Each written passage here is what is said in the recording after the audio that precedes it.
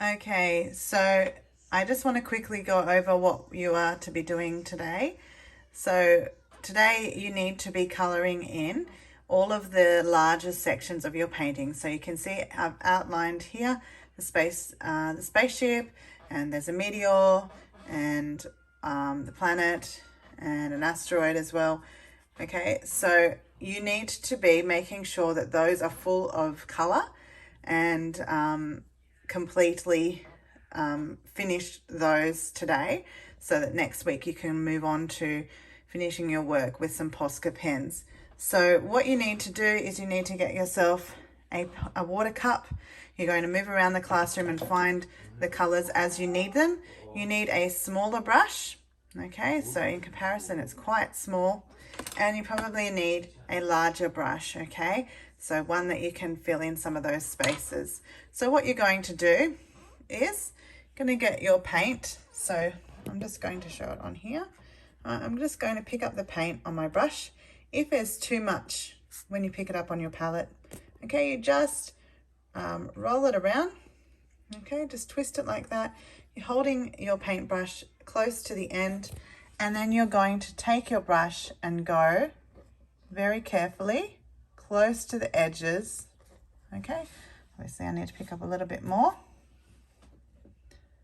Very close to the edges here, making sure you're covering your lines and getting that edge really nice. Now if I've gone around and done all my edge along there, then I'm going to move on to my bigger brush, and I'm going to pick up that paint again, okay, from my palette, and I'm going to start to cover in from the edge. Okay, a little bit more paint. Okay, if it is kind of a bit thick, that's not so good. It's also not good for it to be see-through, so try to get your work done. If you get it all covered and it's looking a little bit see-through like it is here, let it dry, or you can use the hairdryer that's in the classroom to just dry that out.